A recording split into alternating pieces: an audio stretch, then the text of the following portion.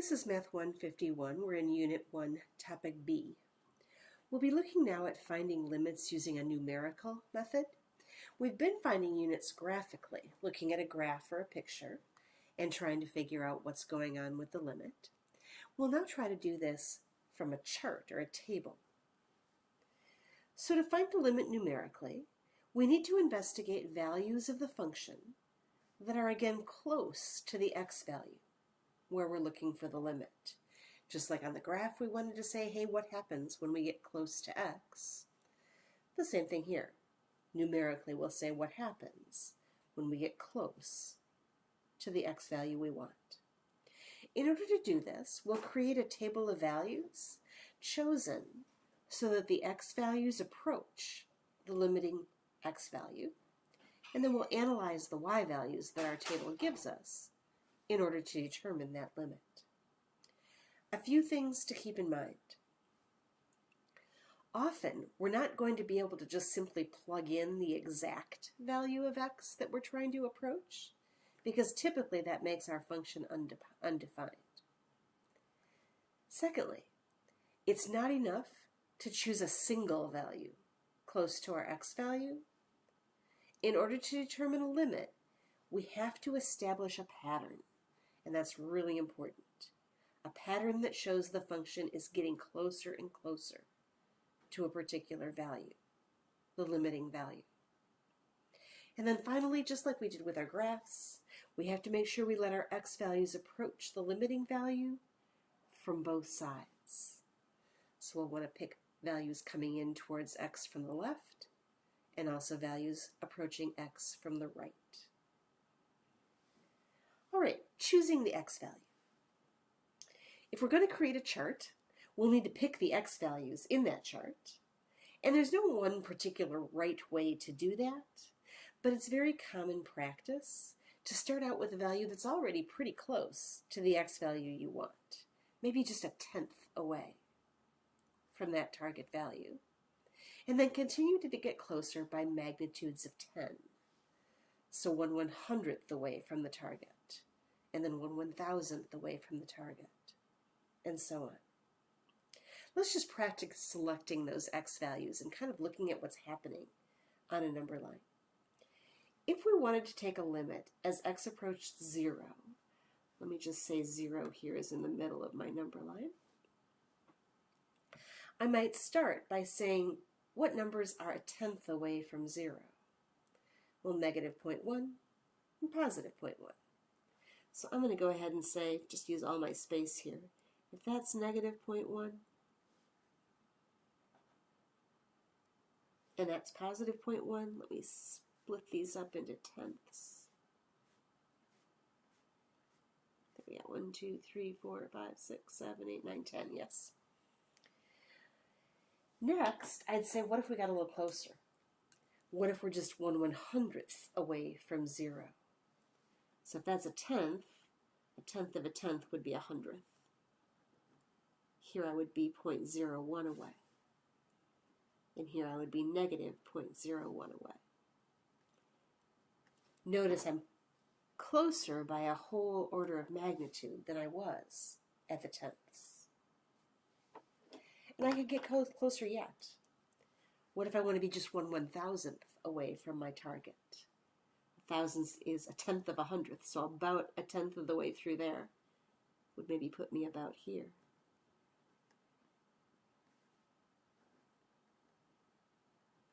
Or on the other side, -1/1000th. So again, you can see that we're getting closer by an order of magnitude every time we do this.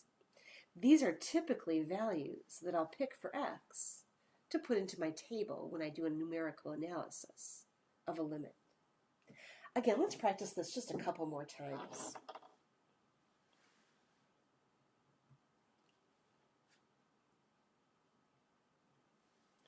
What if I want the limit as x approaches 5? So I'm going to put 5 right in the middle here. A tenth away from 5 would be a positive 5.1 on this side, and subtracting 0.1 would give me 4.9 on that side. Notice I'm still a tenth away from the 5 on each side. All right, what if I want to get closer? Now I want to just be 100th away from the 5. On this side, I would be at 5.01. And on this side, 5 minus 1/100th, I'd be at 4.99. And then we can get even closer. If I split this up and just go a tenth of that distance, I'm now at 1,000th away from 5. 5.001. Or same thing on the other side.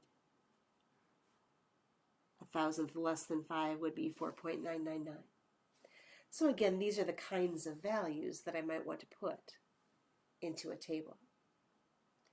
Do be a little bit careful with negative values being approached. If I want to approach -2, -2 plus a tenth would make that -1.9 on this side, and -2 minus a tenth, -2.1 on that side, right? If you want to keep your number line orderly and make sure that it's going in the correct order from smallest to biggest. Continuing on with the same pattern, this then would become -1.99, 1/100th bigger than -2, and that would be -2.01, 1/100th smaller. And then I could get closer yet to the thousandths. That would be -1.999, and that would be -2.001. All right, one last idea here. What if I want my limit to be x approaching infinity? Now, of course, I can't actually put infinity on a number line, so I'm just going to have to kind of indicate that I'm approaching infinity this way. I can only approach infinity from the left. You can't get bigger than infinity and approach it from the right. So in this case, I'm just going to pick numbers that keep getting bigger and bigger by orders of magnitude. If this was 0, then perhaps I would say this might be 10 and 100 and 1,000 and so on. And I could keep on getting bigger yet, 10,000 and 100,000. But notice again, I'm just changing it by an order of magnitude each time. And those are typically good choices to make as I evaluate my limits or pick my x values to evaluate limits numerically. All right, so now that we've kind of got a strategy for selecting the x values, let's go ahead and actually calculate a numerical limit.